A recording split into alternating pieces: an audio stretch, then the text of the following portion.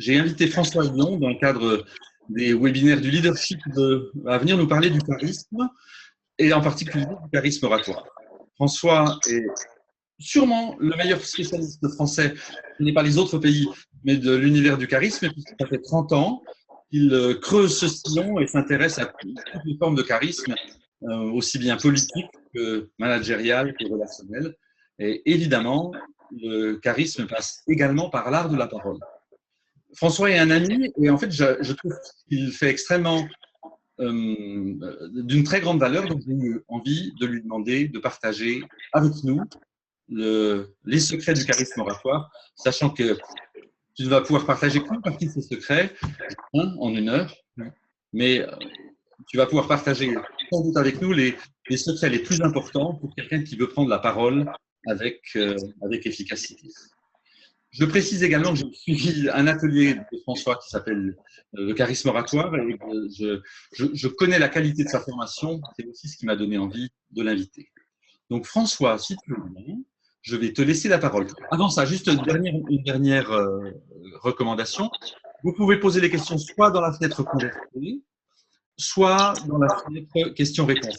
Je serai votre voix et je relayerai vos questions auprès de François pour se concentrer sur son sujet. Et donc, si vous avez des questions, n'hésitez pas à aucun moment à les poser. François, est-ce que tu veux dire un mot? Je vais commencer par un sondage, mais peut-être vous donner la parole à un instant. Eh bien, je vois que tu commences très bien, Philippe, parce que dans le charisme, il y a la notion de don. Et la plupart des personnes m'auraient laissé la parole, et toi, tu me donnes la parole. Donc, on est bien parti. Parfait. Je vous propose de commencer, pour rentrer et laisser encore d'autres arrivants arriver, de commencer par un petit sondage qui permettra de vous situer par rapport au charisme oratoire. Alors, il faut que je retrouve le bouton sondage et je vais ouvrir le vote. Et donc, vous devez voir s'afficher sur votre écran un sondage qui vous permet de répondre. C'est un sondage à choix multiple, donc vous pouvez choisir plusieurs réponses. Si vous voulez bien cliquer sur les réponses qui correspondent le plus à la raison pour laquelle vous êtes ici, sachant qu'en matière de prise de parole, très traditionnellement, certains sont déjà assez avancés et ont envie de s'améliorer, et d'autres, au contraire, redoutent la prise de parole, et ça nous intéresse de savoir dans quelle catégorie vous vous situez. Donc, si vous voulez bien répondre au sondage, je partagerai avec vous les résultats avant de donner la parole à François. Encore quelques secondes. Vous êtes… alors, c'est assez réparti. Je laisse encore quelques secondes avant de mettre fin au vote. Tout le monde n'a pas voté, mais ce n'est pas absolument nécessaire. Donc, allez, 3, 2, 1, je mets fin au vote et je vais partager les résultats. Est-ce que tu vois les résultats, François? Oui. Intéressant. Donc, on a avec nous ce soir déjà, pour la plupart, qui ont déjà l'habitude de prendre la parole en public et qui cherchent à s'améliorer. C'est ce que je comprends. Et un certain nombre sont mal à l'aise et cherchent à gagner en confiance en soi. Donc, oui, il faut savoir que la 4e ligne, et vous recherchez l'excellence, même si ça n'apparaît pas. OK. Donc là, on est sur la ligne des perfectionnistes. Intéressant, 30% sont déjà à un très bon niveau. Bon, bah, super. Donc, tu vas pouvoir donner des conseils de niveau avancé. Mais écoute, je te donne la parole. À toi la main. Merci. Eh bien, ça me fait toujours plaisir d'abord d'aborder ce thème et ensuite de l'aborder avec des personnes qui ont le courage, l'engagement, l'énergie de consacrer 1 heure de leur temps. Alors, le mot charisme est un mot qui est à l'origine religieux. Il y a quelque chose chez le charismatique, qu'il soit orateur ou non, quelque chose d'inspiré par des éléments qui le dépassent. Et ça m'envoie à la notion de don. C'est souvent quelqu'un qui apparaît, à tort ou à raison d'ailleurs, comme quelqu'un de doué, qui a reçu des dons exceptionnels qui viennent d'en haut et qui a tendance finalement à les redonner à l'auditoire. Il y a presque un transfert de dons. Alors, ces dons vont se construire sur 5 lois de grâce. Donc oui. Je t'interromps juste une seconde.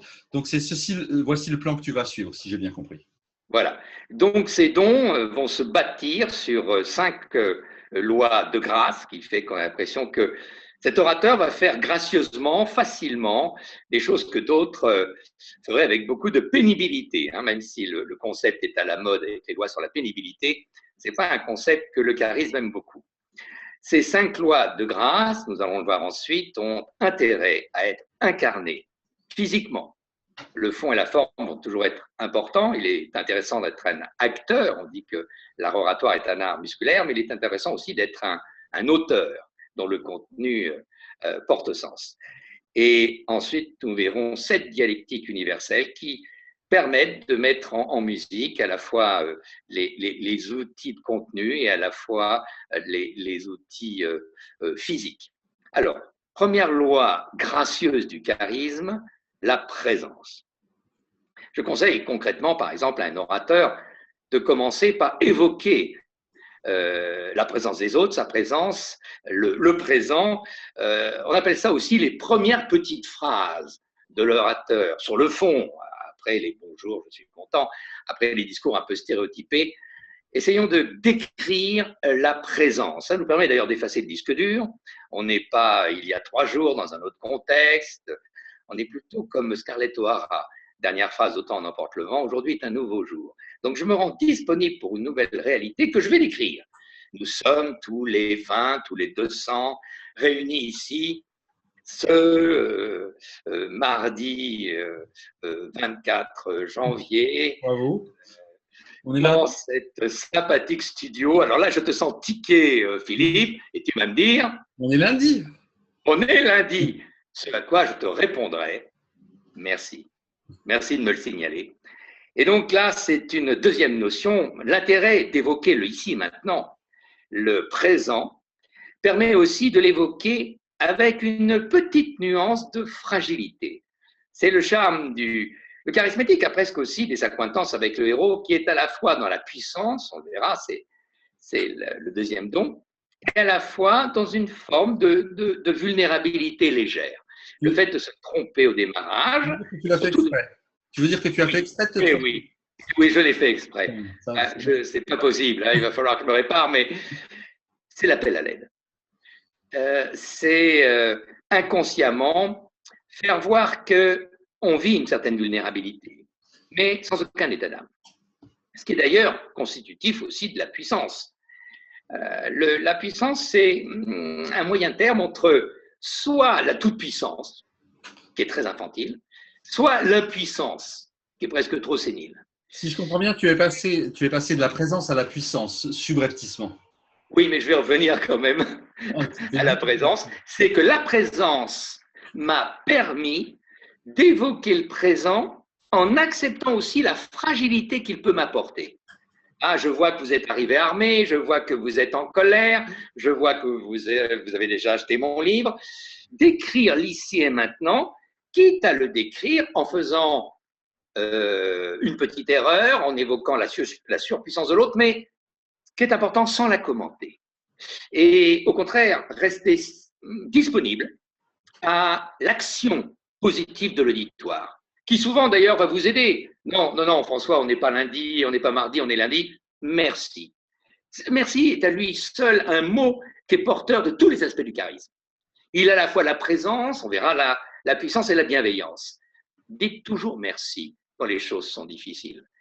Ah bon, c'est vrai, je suis totalement d'accord avec vous, monsieur Aillon. Vous savez très bien qu'après la drève, vous aurez lu Bach. Vous interrompez et dites merci. Quelqu'un serait un peu moins d'accord que Philippe? Oui, je vous écoute, Mathieu ou Jacques.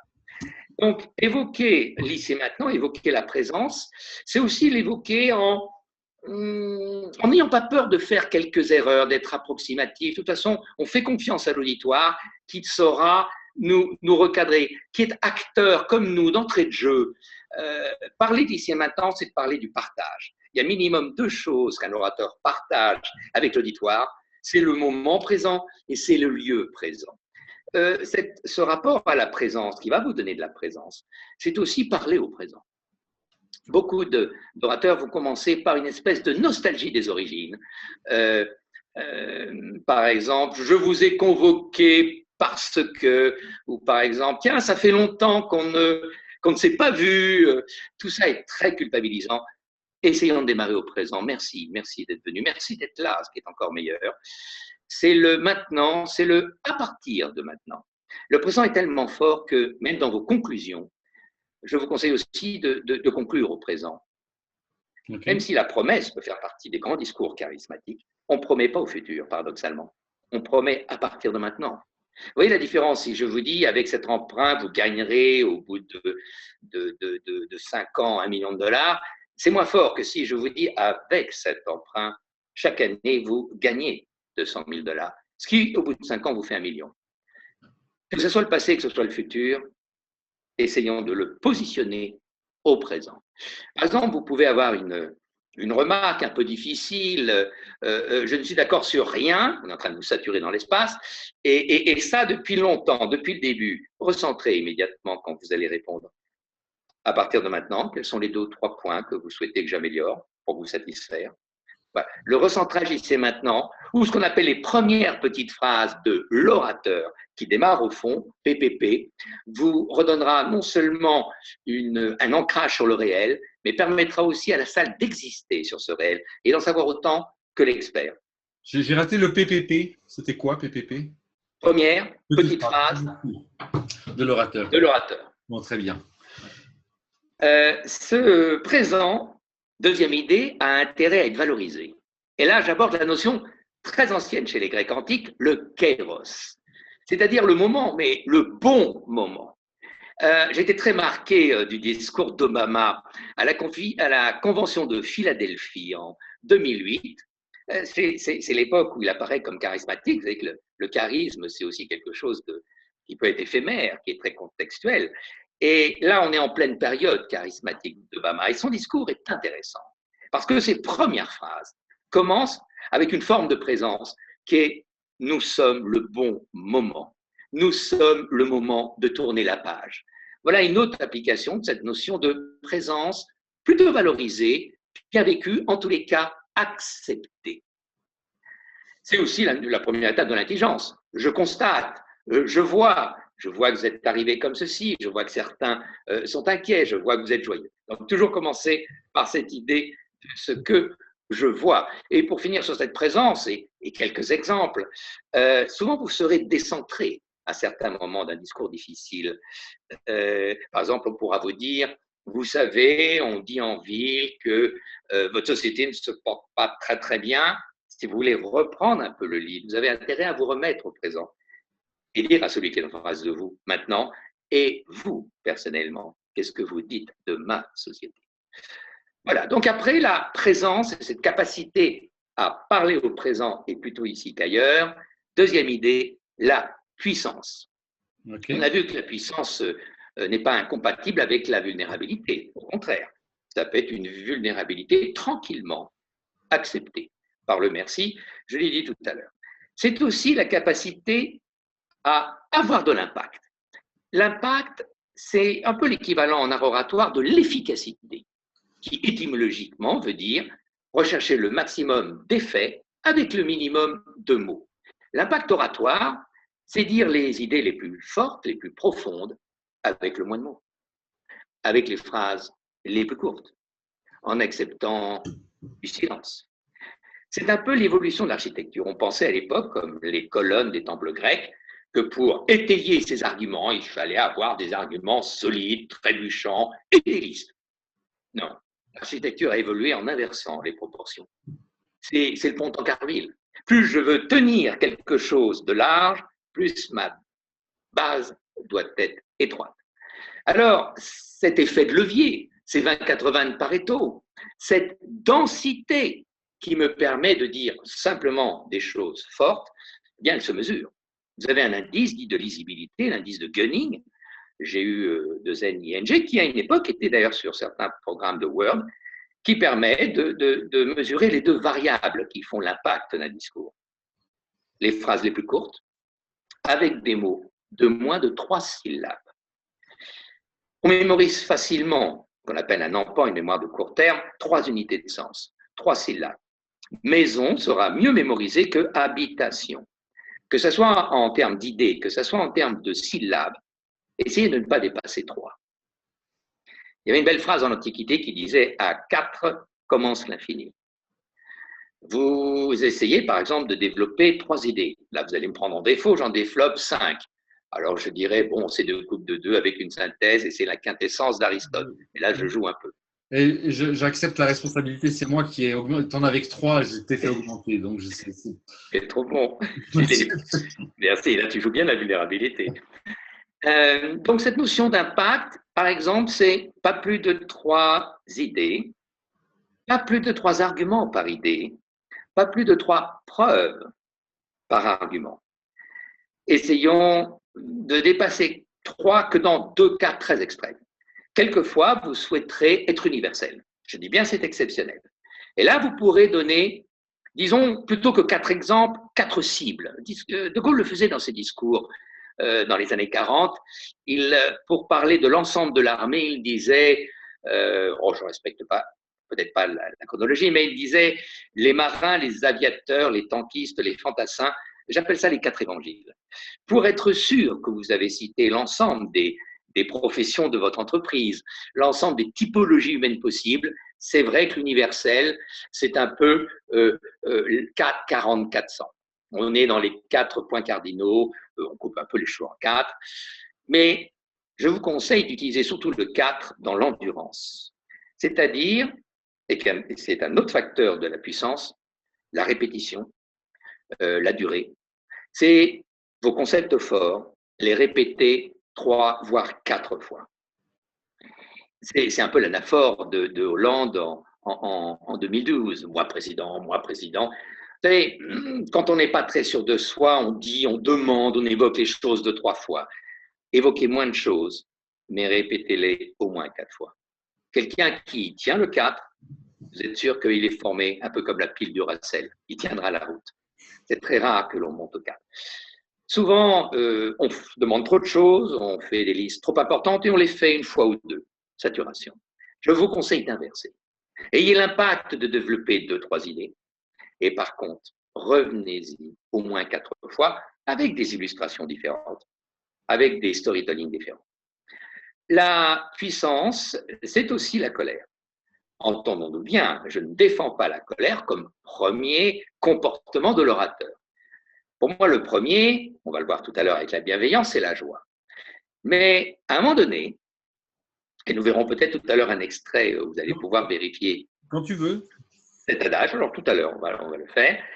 Il y a un moment donné où l'autorité se nourrit de colère.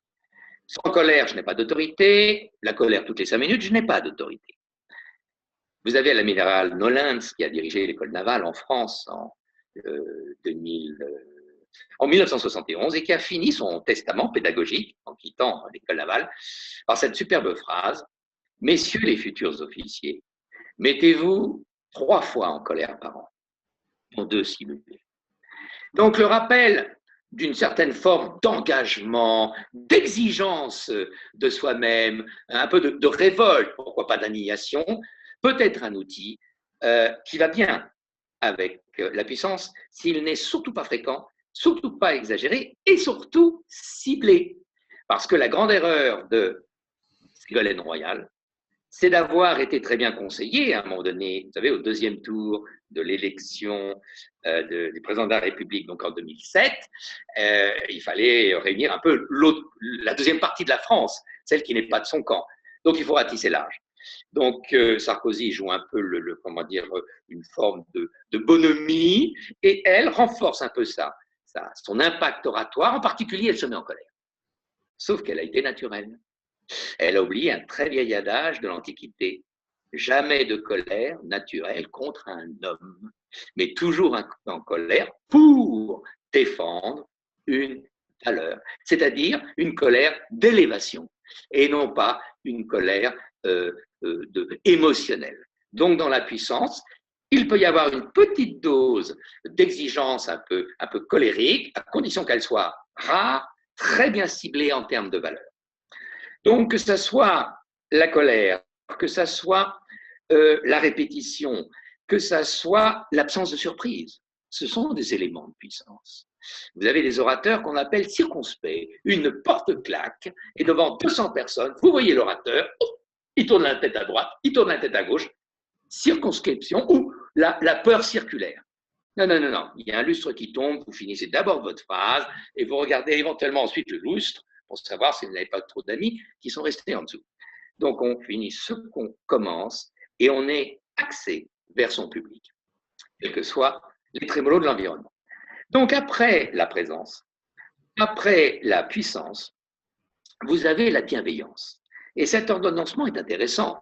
On peut assimiler la puissance avec le respect, respecter ses idées, et on peut assimiler la bienveillance et aussi l'amour, chercher à se faire aimer. Donc, vous voyez bien l'ordre. Ne cherchez jamais à acheter votre salle, à vous faire aimer, avant d'avoir clairement exprimé les exigences qui sont les vôtres dans ce discours, l'objectif que vous voulez atteindre, une forme aussi d'ambition que vous avez. Dans cette bienveillance, quelques notions importantes. D'abord, la loi, une sous-loi que j'appelle le sujet prime l'objet. Toujours s'intéresser un peu plus aux êtres. D'abord, bien sûr, les auditeurs, vous aussi, vous êtes humain, plutôt qu'à vos objets et vos objectifs. Merci pour eux. Ça te rassure, hein, Philippe, je le sens. Peur, à un moment donné que tu oublies. Voilà. Donc, je joue un peu sur les mots, mais le sujet, c'est aussi la subjectivité. Vous pouvez commencer en demandant les attentes de la salle, en faisant appel à leur subjectivité. Qu'est-ce qui vous ferait plaisir d'entendre? Qu'est-ce qui vous a poussé à venir? Qu'est-ce que vous souhaiteriez m'entendre vous dire en matière de? C'est aussi, en langage non verbal, ne pas se protéger par les objets. Une fois, un des dirigeants que je coach me disait, en un mot, François, donne-moi un outil pour réussir à nous exposer en public. Et je lis comme souvent, la solution est dans le mot que tu emploies. Dans le logos, il y a langage, et le langage est très logique. Pour réussir un exposé, il faut s'exposer. Celui qui veut se protéger sans s'exposer par des objets, par des feuilles, des stylos qui mettent en barrière, je vous écoute, monsieur, par des PowerPoint. Vous avez des orateurs qui commencent leur discours en disant bonjour, non pas à la salle, mais ils se retournent et regardent derrière eux en disant plutôt bonjour au tableau. Nous allons voir aujourd'hui, et vous ne voyez pas les yeux de l'orateur avant une demi-heure. Et ils disent souvent voir plutôt au tableau qu'à leur auditoire. Le sujet prime l'objet, c'est de mettre en avant les attentes, la subjectivité, les sentiments. Pouvoir reconnaître, que ce soit la peur, la tristesse, la colère, toujours les sentiments de base. D'ailleurs, un conseil que je donne, dans un discours qui se voudrait universel, je conseille de faire les 4 sentiments. Joie, peur, colère, tristesse. Pas toujours dans cet ordre, bien sûr. Vous pouvez dire « Je suis triste, mesdames et messieurs, de vous présenter aujourd'hui les résultats de notre activité export. Ils sont en chute libre de 50%. J'ai peur que si la tendance se continue, nous risquons de fermer ce département. Et ce qui me met en colère, compte tenu des efforts, des investissements que nous avons faits en matière d'export. C'est pour ça que je vous propose aujourd'hui un plan de redressement dont je suis sûr que vous et moi, nous aurons le plaisir de fêter d'ici moins d'1 an le retour sur ce marché. Joie, peur, colère, tristesse, c'est toujours quelque chose qui parle aux gens. Les 2 grandes notions, oui, Philippe. Là, il s'agit plus d'un dispositif rhétorique qui est d'inclure les 4 émotions à l'intérieur d'un discours, plus que de les éprouver soi-même. Vous me trompez? Oui, tu as raison, le paradoxe du comédien de Diderot.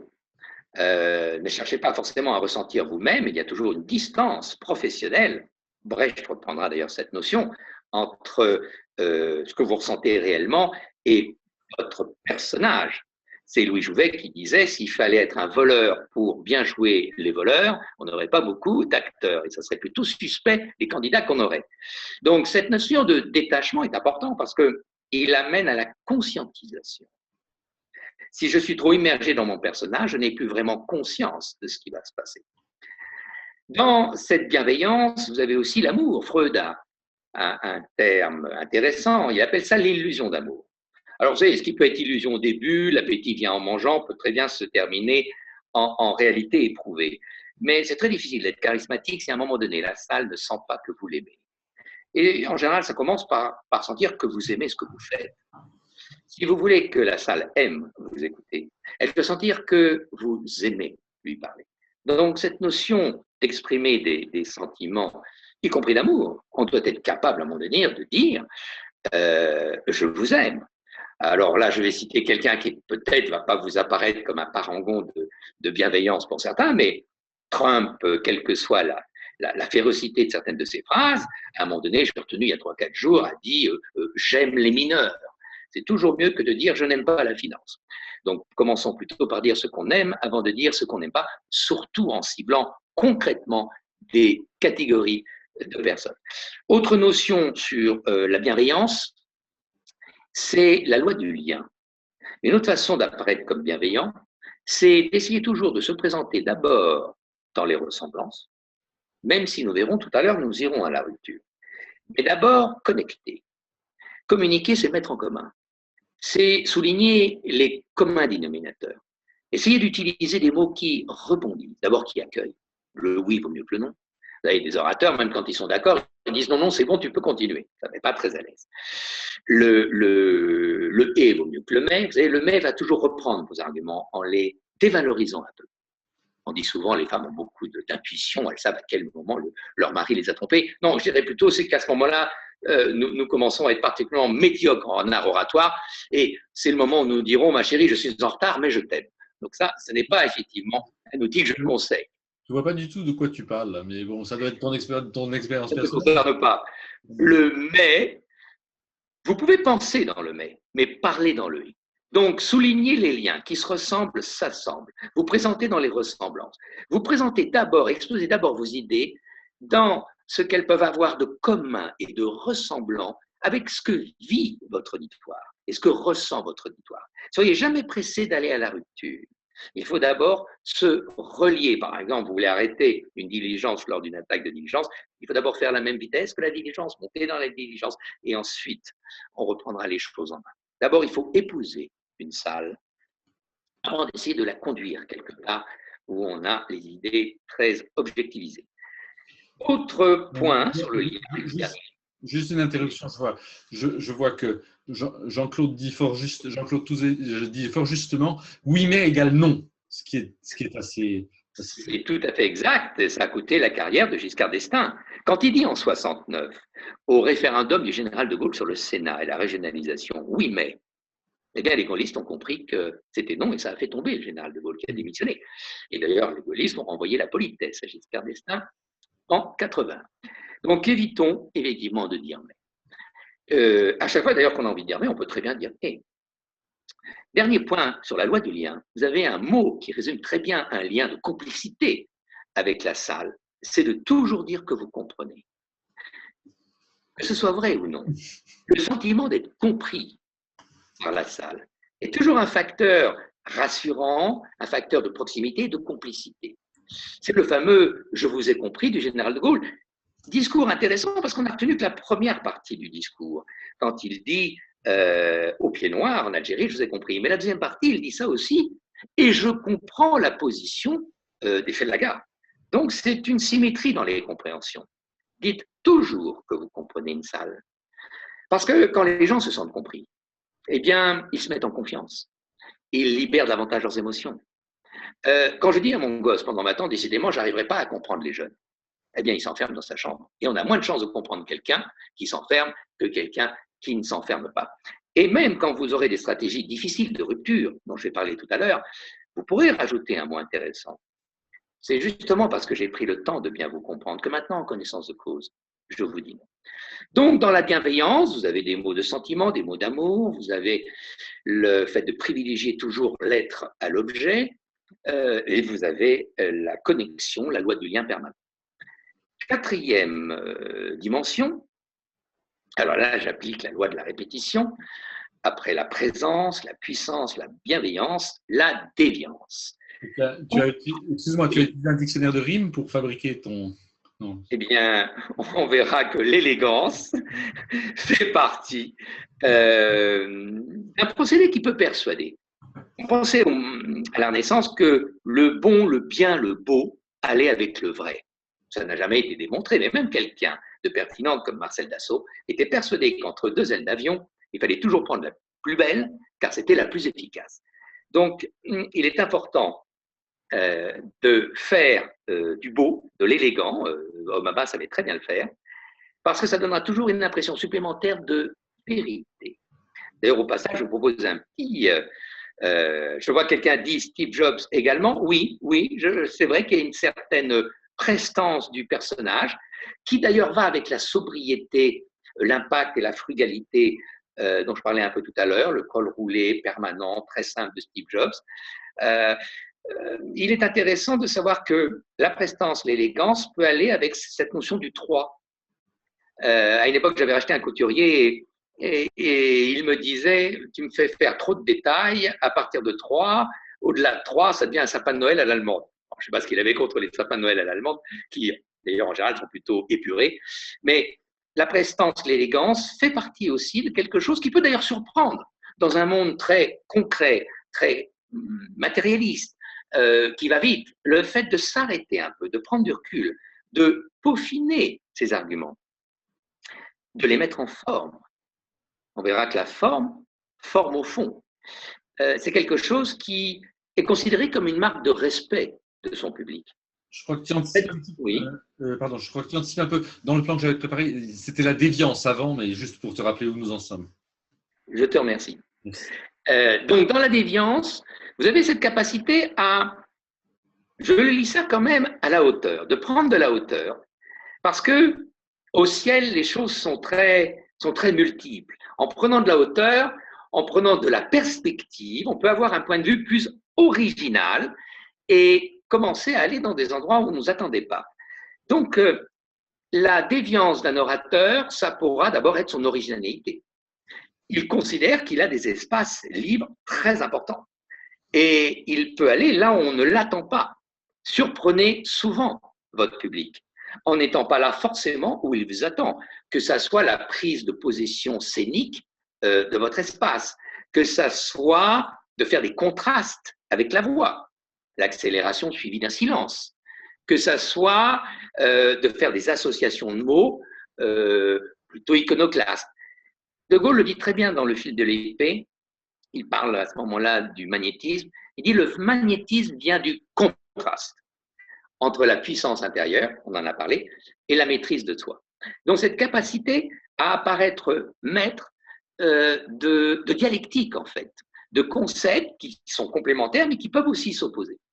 Soyez surprenants, ayez un petit effet quelquefois de mystère, ne dites pas tout trop tôt, Steve Jobs aussi le faisait très bien, utilisez des teasers, posez des questions avant de délivrer trop vite un message, ce sont des procédés qui sont des procédés de déviance. Plus sur le fond, un orateur doit être capable d'être déviant, voire même d'opérer une rupture. Mais alors, avec quel type de cible?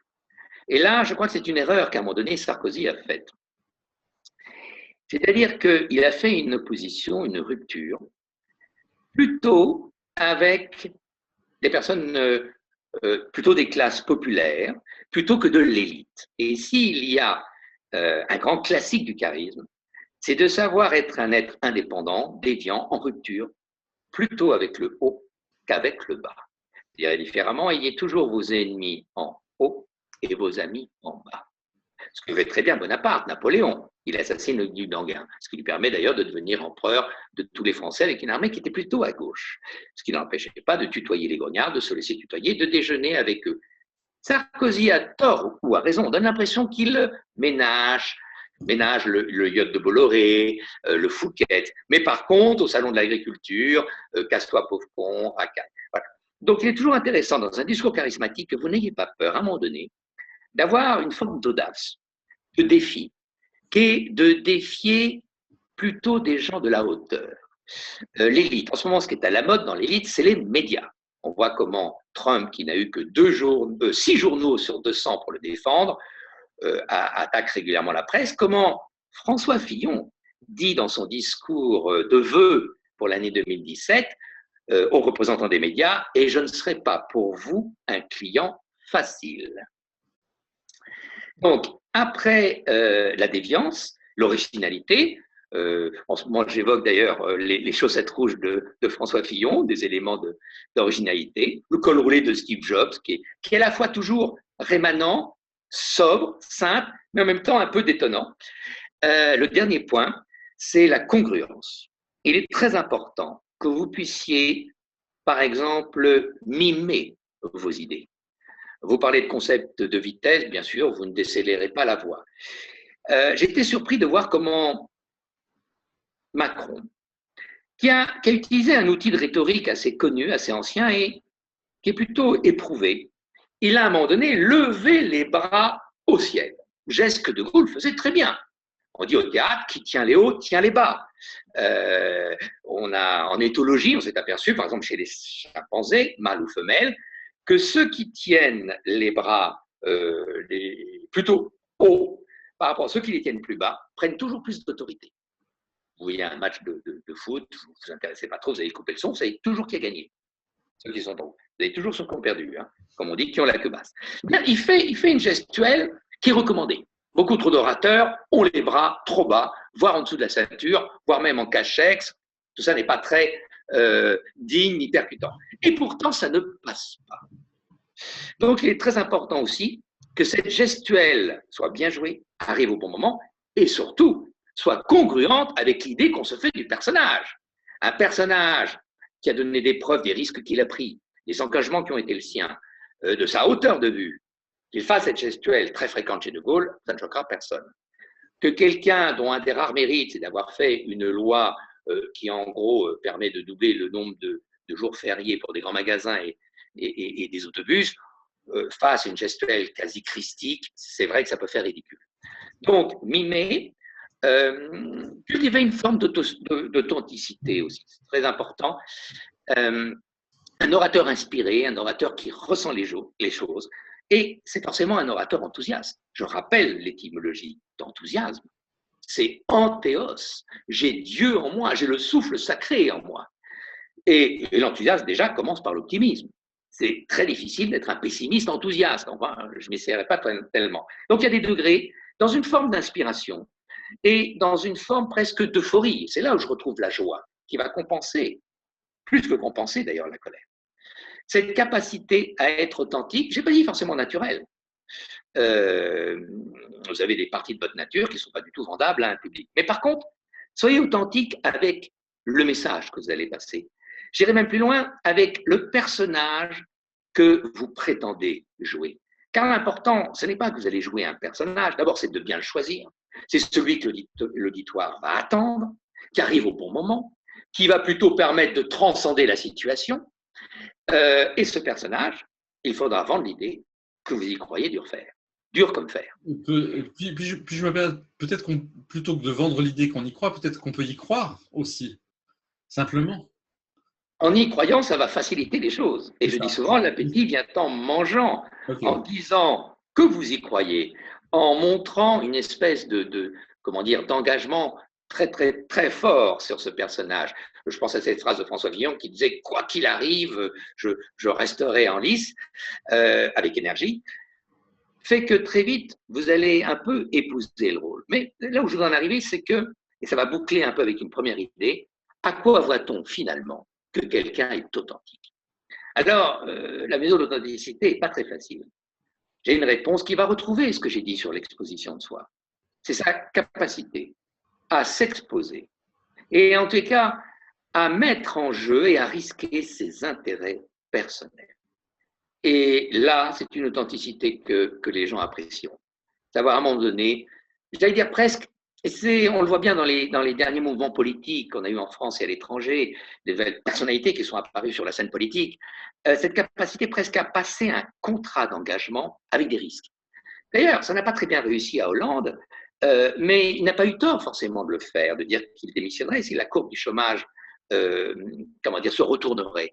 Cameron non plus, ça ne lui a pas tellement réussi, ça a donné le Brexit. Mais en tous les cas, ils ont eu raison de le faire. Aujourd'hui, on a trop promis. Le charismatique est quelqu'un qui va aller vers une forme de risque, de contrat. Je pense à cette phrase de La Roche-Jacquelin, « Si j'avance, suivez-moi. Si je recule, tuez-moi. Et si je meurs, vengez-moi. » Vous avez comme ça une espèce de pacte personnel avec la salle. Et la salle doit sentir que vous vous engagez personnellement. Et là, dans cette congruence, je dirais, il y a la capacité à être aussi un homme seul, à être dans la nudité du courage. On disait dans l'Antiquité, César est seul.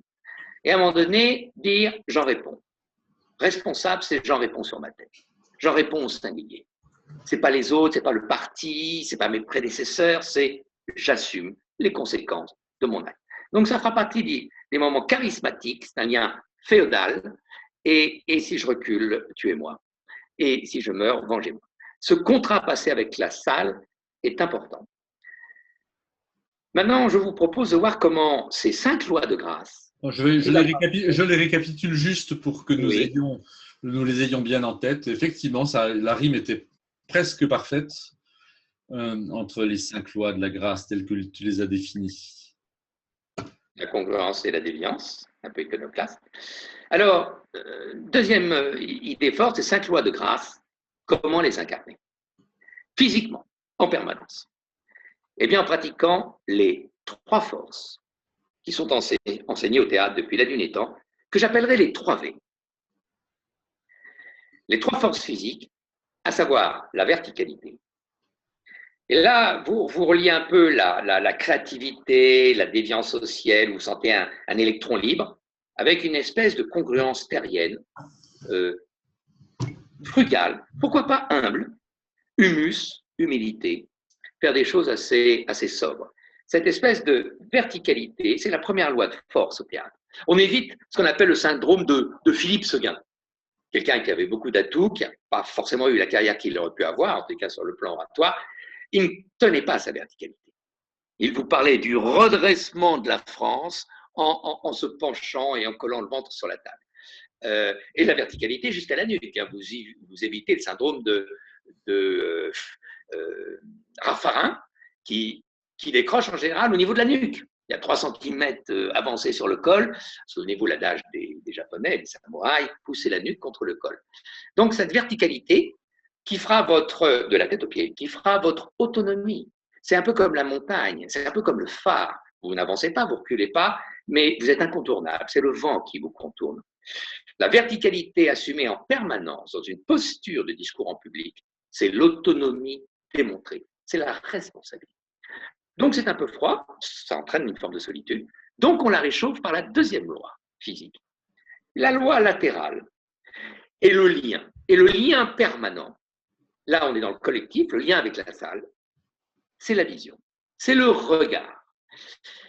Toujours les deux, la verticalité et le regard. D'ailleurs, une bonne verticalité permet le regard, parce que si vous êtes vautré sur le pupitre, il n'y aura pas trop de regard, c'est très difficile de relever la nuque plus de 5 minutes, ça fait un peu mal. Et en même temps, quand vous regardez, beaucoup de gens sentent une forme de reconnaissance, de fierté, et eux-mêmes se redressent. La verticalité permet le regard renforce la verticalité de l'autre. J'appelle ça solitaire, solidaire.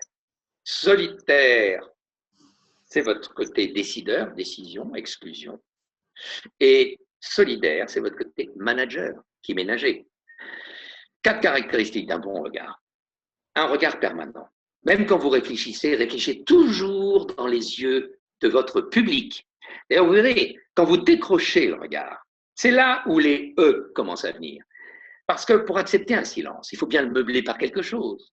Et en général, c'est par le regard. Parce que pas de regard et pas de parole, c'est la panique, l'inconnu fait peur. Souvent d'ailleurs, les « e », ce sont des silences qu'on a voulu éviter par manque de regard. Donc un regard permanent, on réfléchit dans le regard de sa salle, et un regard qui prend, pas un regard qui donne. Parce que s'il donne, il va donner vos états d'âme. Il va donner votre naturel, qui à certains moments peut être un naturel de fatigue, de colère, de peur, de préférence pour certaines parties de l'auditoire et pas d'autres. Non. Un regard, j'allais dire, paradoxalement très généreux. C'est-à-dire un regard qui prend en compte en permanence son public pour le satisfaire. C'est le feedback. C'est le regard qui prend en compte l'altérité.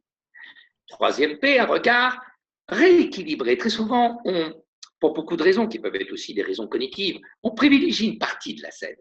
Les visuels aimeront bien regarder les personnes qui sont proches des fenêtres, l'inverse pour des kinesthésiques. Donc, on sait qu'on a des préférences qui peuvent être aussi liées au pouvoir, les gens qu'on craint, les gens sur lesquels on se repose. Prenons conscience de cela et rééquilibrons régulièrement la portée de son regard.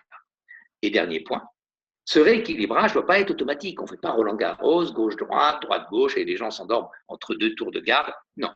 Papillonnant, aléatoire. Et là, on retrouve la surprise. On surprend son auditoire. Et le troisième et dernier V, c'est la voix. La voix, c'est le vouloir, c'est la volonté. Et elle a intérêt à avoir deux caractéristiques. À elle seule, elle doit être à la fois yin et yang, et féminine et masculine. Son côté féminin, c'est son contraste.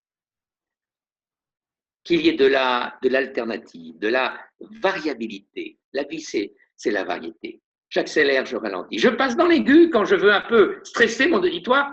Je rassure dans les graves. Et j'attaque mes grandes idées dans le médium. Une voix qui peut être assimilée au naturel. Au lieu de dire il est 14h30, au lieu de répondre à une question banale, eh bien j'attaque ma grande idée, comme je suis en train de le faire. Après, je ferai mes effets de style. Donc, des contrastes et, deuxièmement, des toniques. Il n'y a pas de tonus sans tonique. J'attaque mes phrases, je peux me lire au milieu des phrases, et je finis mes phrases. Et la phrase suivante, c'est la même chose. En général, vous serez coupé entre deux phrases.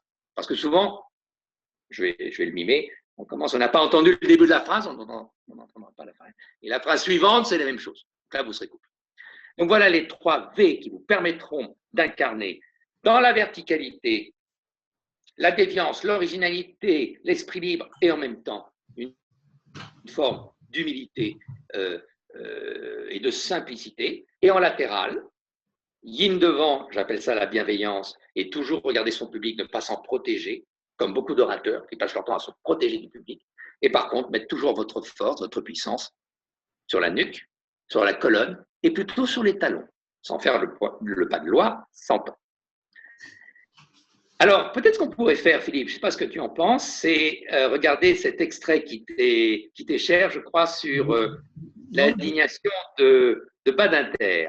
Je me suis dit que c'était un bon exemple, si tu pouvais analyser en temps réel cet exemple, attends que je le retrouve et que je l'affiche. On va changer un peu. D'habitude, dans mes séminaires, je fais analyser, je le dis pour l'ensemble des personnes qui sont là, dans le premier Wall Street, vous avez une grande séquence où Michael Douglas retourne une salle d'actionnaires qui lui est hostile pour en prendre le pouvoir. Donc là, on va changer un peu de registre et je vais analyser en direct cette tu vois la vidéo ? Cette indignation, je crois. Hein, ok, la vidéo est bien affichée là. Du ministre de la Justice de Mitterrand, je crois, à l'époque. Oui. La vidéo est bien affichée, François. Oui, je la vois. Merci. Alors, allons-y. Le dépôt d'une gerbe. Le geste est simple, il se veut historique. Pour la première fois, un président de la République rend hommage aux victimes du Veldiv. Hommage qui se veut en lui-même condamnation des crimes de Vichy. Mais voilà, François Mitterrand est élevé par une minorité de l'assistance qui juge le geste insuffisant. Au sifflet des uns répond l'indignation des autres.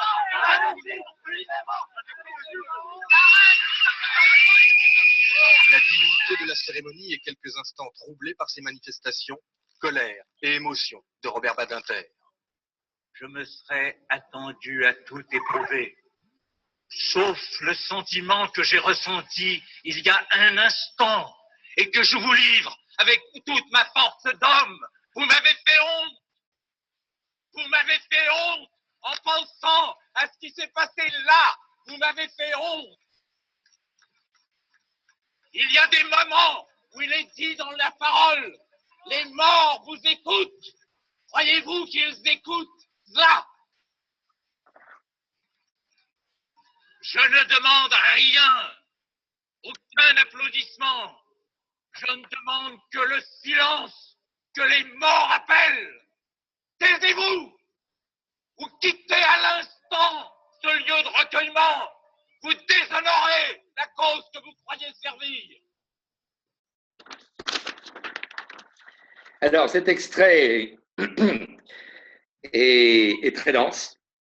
Par rapport à, il y a des concepts qu'on n'a pas vus bien sûr, mais par rapport au concept qu'on a vu, vous avez le kéros qui est cité à un moment donné. Il y a des moments où, ce que je disais sur le discours de Babin à Philadelphie, vous avez une montée progressive en colère. Je ne l'ai pas dit, mais souvent les discours, je pense à Malraux, vous savez, on peut être un charismatique aussi, très négatif comme Hitler. Les débuts de discours sont toujours montés en puissance doucement, et après il y a une explosion. Cette explosion est très habile parce qu'il n'y a pas de qualificatif de l'auditoire. C'est pas vous êtes ceci ou vous êtes cela. C'est j'ai honte. Vous me faites honte à moi. Donc il y a ce que nous appelons en rhétorique le je négatif. Ce qui est d'ailleurs une forme de vulnérabilité.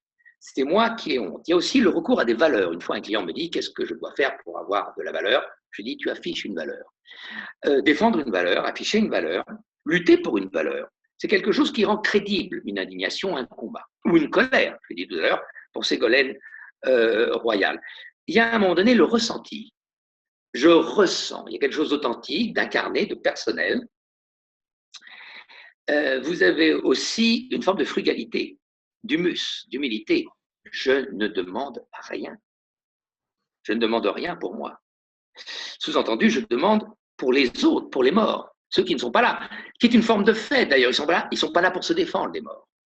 Ce que je disais un peu sur Sarkozy, plutôt avoir les faibles avec soi, être le protecteur des faibles, plutôt que le flagorneur des forts. Voilà, vous avez, et puis il y a la notion d'honneur aussi. Le vrai courage, c'est de se battre pour quelque chose qui nous fait honneur. Voilà. En quoi suis-je honorable dans mon combat? Je veux faire honneur à ses parents. Voilà, vous avez beaucoup de concepts qui sont intéressants. Le geste est là quand il le faut. Au début, il a une gestuelle très sobre, on ne voit même pas ses mains. Et par contre, après, il les sort. Voilà, il y a une montée du calme vers l'énergie. Voilà, Philippe. Alors, en fonction de notre temps, à part la bienveillance, qui n'était pas forcément le sentiment dominant puisqu'il était dans la colère, il semble que les caractéristiques que tu as données étaient réunies dans cet exemple. Oui, je n'ai pas entendu ton dernier mot. Les caractéristiques que tu as précisées étaient réunies dans cet exemple. Ah oui, beaucoup de choses et finalement un exemple qui fait quoi, même pas 20 secondes. Et Jean-Claude précise, et c'était une improvisation évidemment, c'est-à-dire il est dans l'ici et maintenant, et c'est une vraie expression de charisme intérieur. Il y a une intensité. Alors je l'ai peut-être pas dit, c'est peut-être un mot que j'ai pas utilisé.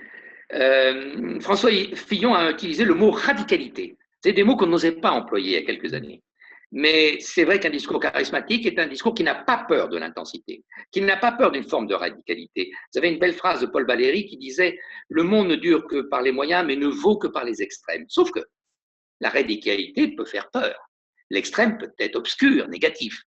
Donc je propose en fait des radicalités, des intensités complémentaires.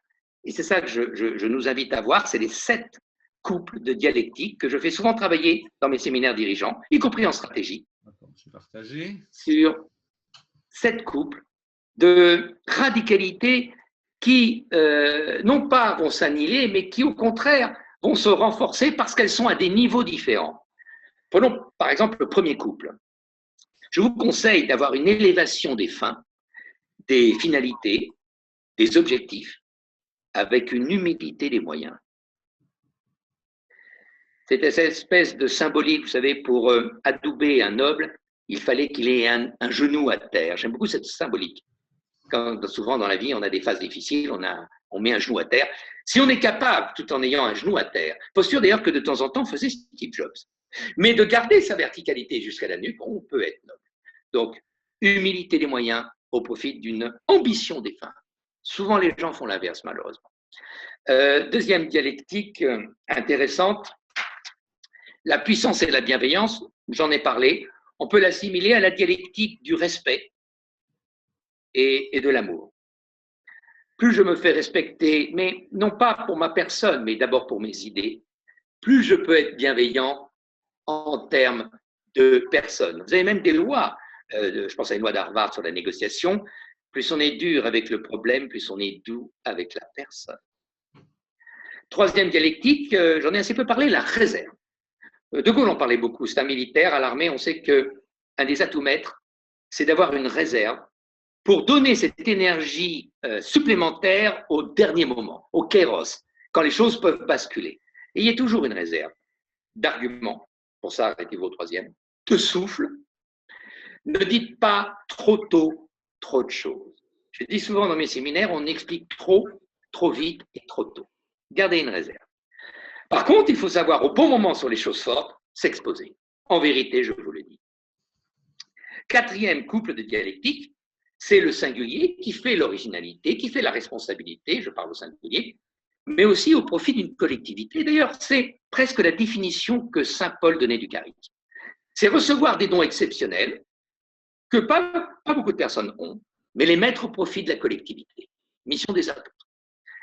La dialectique du temps et de l'espace, très importante, pas uniquement en rhétorique, en management général. Gardons la rhétorique. Vous faites un discours, quelqu'un arrive en retard.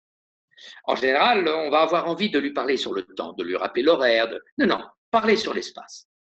J'aime bien cette phrase de Bergson ou de Bachelard, le temps contraint, l'espace libère. Au lieu de lui rappeler son retard, mettez-le tout de suite dans un espace de choix. Vous avez une place là ou là. Voilà. L'espace libère les énergies, permet de libérer aussi le respect d'être humain et le libre. L'avant-dernière, c'est la dialectique du masculin et du féminin. J'appelle ça la dialectique du héros. Dans toutes les cultures, le point commun du héros, c'est que tout en ayant l'énergie du combat, il peut aussi savoir pleurer, savoir aussi être bienveillant, s'apitoyer, avoir de la compassion. Autrement, c'est pas un héros, c'est un killer. Bon, s'il fait que pleurer, c'est pas non plus un héros, c'est un scorpion. Et puis le dernier, c'est le fond et la forme. Très important parce que chez nous, la forme n'est pas très honorée. On aime bien être un peu en rupture sur les formes. Le quart d'heure toulousain, interrompre quelqu'un facilement, non. Essayez, comme en démocratie, d'avoir du respect pour la forme. On fait ce que l'on dit, on dit ce que l'on pense. Par contre, sur le fond, soyons davantage tolérants. Vous pouvez penser ce que vous voulez de mon entreprise, du capitalisme, de ma façon de gérer. Par contre, je vous demande d'être à l'heure. Je vous demande de respecter, en tout cas, la forme des choses. On peut le résumer par une belle phrase. Vous pouvez tout me dire, monsieur, mais pas n'importe comment. Donc, la dialectique du fond et de la forme me renvoie à une très belle phrase de Goethe. La forme devrait être beaucoup plus mise en avant parce que la forme finit par former au fond. Goethe disait cette belle phrase, l'outil fait la forme, la main d'un pianiste n'est plus la main d'un casseur de pierre au bout d'une vie. Donc, en me forçant à utiliser des outils méthodologiques, des outils de forme, en mettant les formes, en faisant ce que Michel Onfray pourrait dire la sculpture de soi, je me prépare au fond. Voilà, Philippe, est-ce qu'il y a quelques questions de certains auditeurs? On va y venir, mais ce que tu es en train de dire entre le fond et la forme, c'est que d'une certaine manière, le charisme peut s'apprendre. En apprenant la forme, le charisme peut suivre. On peut y accéder par l'extérieur comme par l'intérieur. Les deux accès sont, je conseillerais vivement de faire les deux, comme d'ailleurs dans toute stratégie de changement, à la fois travailler sur soi et à la fois avoir toujours une intelligence de situation, de contexte. Parce que d'abord, le charisme est une affaire de contexte. On est charismatique dans le regard du public. Vous avez des charismatiques qui n'ont rien changé à leur stratégie et qui, en moins d'un an, sont perçus comme authentiquement non charismatiques. Je pense à Churchill, à De Gaulle, à Clémenceau. Donc, le travail sur soi et en même temps, le travail externe, les contextes, et puis, ce qui peut réunir les deux, d'ailleurs, c'est les outils. Il y a cette très belle phrase de Nietzsche qui disait « L'intelligence de l'homme, et le charisme est une forme d'intelligence relationnelle, c'est sa méthode. » Une question sur le silence, ou une remarque, mais Tu veux parler plus fort, Philippe? J'ai un peu de mal à t'entendre. Pardon, une question sur le silence, sur le rôle du silence à l'intérieur. Tu as parlé de la voix, mais certains silences sont plus forts ou plus éloquents que certaines paroles, dit Agnès. Je conseille souvent aux participants de ponctuer l'oral comme on ponctue l'écrit. Là où on met un point à l'écrit, mettons un silence à l'oral. Là, on met un point virgule à l'écrit, mettons un moyen silence. Là, on met une virgule à l'écrit, mettons un petit silence. Et c'est pas à moi de décider où. Le style, c'est justement le génie de l'orateur qui mettra les silences là où d'autres ne les auraient pas mis. Et ça peut changer complètement la phrase. Cette phrase très connue, messieurs les Anglais, tirez les premiers. Si on plaçait le silence différemment, ça vaudrait l'inverse. Messieurs, les Anglais, tirez les premiers. Donc, la ponctuation de l'oral sera de faire à certains moments, quand les mots sont importants, des silences appuyés par le regard. Quand c'est supposé connu, vous pouvez accélérer. Alors que souvent, on fait l'inverse. Quand c'est supposé connu, on ralentit, comme vous le savez tous. Je dis non, si on le sait tous, je vais m'ennuyer là, tu devrais accélérer. Donc, il y a une vitesse, et la vitesse est aussi délimitée par les silences. Avant et après le mot. Il y a un temps aussi pour accélérer, quand on veut minimiser. D'accord. Bon, j'ai quelques commentaires de participants qui te remercient pour la clarté de tes propos. Si tu peux te rapprocher un peu. Il semble que tu as été relativement congruent, ce qui est une bonne nouvelle, ce qui me rassure. Ça rassure. N'est-ce pas? Ça me rassure. C'est jamais acquis. Quelqu'un demande si tu fais des formations en anglais également. Oui, oui, et souvent les Anglais ont de très bons outils rhétoriques, intéressants aussi. Oui, oui. Alors c'est moins facile, et j'ai l'honnêteté de répondre que je suis moins, comment dire, à l'aise en anglais qu'en français, mais tout s'apprend. Mais tu maîtrises Et très bien des conférences en anglais. Tu maîtrises très bien tout l'aspect gestuel, n'est-ce pas? Pardon? Tu maîtrises très bien tout l'aspect gestuel en anglais. Oui, oui, oui. Au fond aussi, Dieu merci. Et puis n'oublions pas qu'avec Guillaume le Conquérant, 80% de la langue anglaise est faite de mots français. C'est vrai. François demande quel est le rapport entre la bienveillance et le sourire, ou le rôle du sourire. Ah, la question est fine parce que souvent on me pose des questions sur le rire. Je dis souvent que je préfère le sourire au rire. Le sourire a quelque chose d'un peu plus nuancé que le rire, à condition qu'il soit là au bon moment. Vous savez que c'est une casserole qui a pesé à Poincaré. On disait l'homme qui sourit dans les cimetières. Bon, parce qu'il y a eu une photo qui a été prise avec un éclairage de la lune. Donc, il y a un moment pour sourire, à condition que ça soit comme l'humour, en fait, pour plutôt valoriser l'autre que d'avoir ce petit sourire sous-entendu de on ne me la fait pas. Je vous l'avais bien dit. Donc, il y a un temps pour le sourire, pas trop tôt. Je ne vous conseille pas, c'est peut-être une des rares différences que j'ai avec certains orateurs internationaux anglo-saxons qui aiment bien, d'entrée de jeu, venir avec le sourire. Moi, je trouve que venir avec une exigence de soi, de son thème et de la salle, et au bout de quelques secondes, miracle, le personnage s'anime. Je préfère dans ce sens-là que quelqu'un qui achète trop vite une salle par le sourire et finalement un peu angoissé commence à aller vers la gravité. En tout cas, je préfère le sourire au rire. Méfiez-vous beaucoup de rire. Il faut relire le rire de Bergson. Justement, Karine posait la question de la place de l'humour dans les discours. La place de l'humour. Oui, alors, distinguons bien l'humour et l'ironie. Dans l'humour, il y a amour. Les Anglais disent wit and love. L'autre doit se sentir aimé. Un Français qui fait une blague sur les Belges, c'est pas de l'humour, parce que le Belge ne se sent pas du tout aimé. Il passe en général pour moins bien que soi. Si je suis capable de renverser, j'allais presque dire, le dénigrement contre moi, là, c'est de l'humour. L'autre n'est pas atteint. Oh, madame, je crois que j'ai été suffisamment stupide pour laisser mon pied sous le vôtre. On est dans l'humour. Si je dis, carrément, tu t'installes, tu mets ta tente sur mon pied, je te dirai rien, ça fait rire, mais on est dans l'ironie. Attention, en France, on fait beaucoup plus d'ironie que d'humour. Il n'y a pas assez d'amour. Ouais. Adrien disait qu'il faisait le constat que certaines personnes semblent avoir plus de charisme que d'autres. Comment cela s'explique-t-il? C'est vrai, comme dans beaucoup de domaines, y compris le domaine sportif ou musical, certains ont des prédispositions. Oh, quelques-unes. C'est vrai qu'un extraverti sera plus à l'aise pour jouer un rôle qu'un introverti. Quelqu'un qui a de l'imagination, qui sera capable de ne pas tenir toujours le même outil, le même type de comportement. Un mot d'ailleurs, deux mots que je déconseille en charisme, c'est le mot habitude et normal. Parce que le charisme, c'est exactement l'inverse. C'est plutôt une déviance exceptionnelle au bon moment. Alors, ces personnes-là, ce que pourrait appeler des cerveaux droits, des yin, auront certainement un peu plus de prédisposition. Mais, vous savez, les plus grands orateurs, je pense par exemple dans la Grèce antique, Démosthène, quelle que soit leur prédisposition, et lui-même en avait très très peu. Il était bègue, il était voûté, il respirait mal, et il était petit. Mais la force principale, qui permet d'ailleurs de déployer le reste, c'est la volonté. Il avait d'ailleurs une volonté assez négative, par haine des Macédoniens. Il voulait convaincre absolument les Athéniens d'être vigilants, de se révolter. Si je résumerais finalement les prédispositions à deux concepts. Volonté, c'est le yang, c'est le cerveau gauche. Volonté ou endurance, la volonté se traduit souvent par l'endurance. Je tiens jusqu'au bout. Même si mon public n'est pas accroché, tant qu'il ne m'a pas sifflé 2 minutes avant la fin, j'ai encore ma chance. Tenir, volonté, et en même temps, imagination, flexibilité. souplesse, le net et le flou, dans lequel les sentiments peuvent apparaître aussi. Avant de te donner quelques questions encore, une invitation pour nos visiteurs et les participants.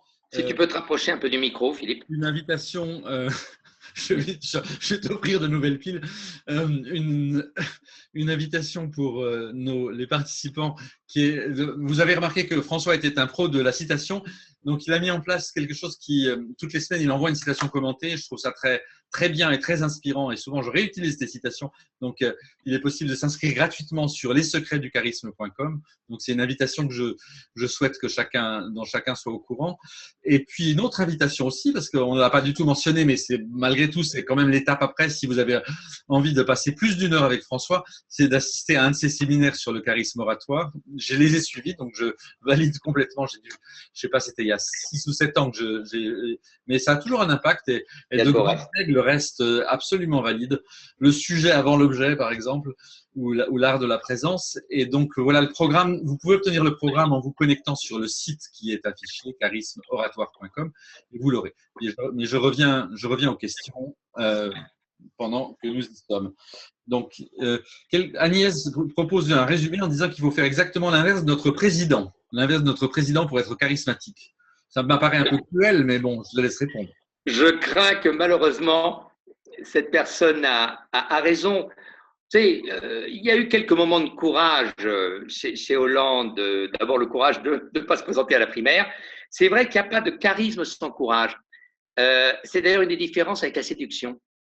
Le séducteur veut absolument fusionner dans l'autre, n'a pas le courage d'une forme de différence à certains moments, d'une forme de déviance et de rupture.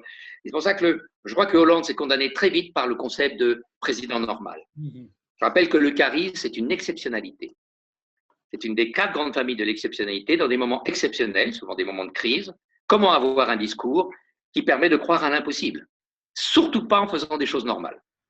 Comme disait Einstein, les problèmes ne seraient jamais au niveau initial où ils ont été posés, c'est-à-dire au niveau normal.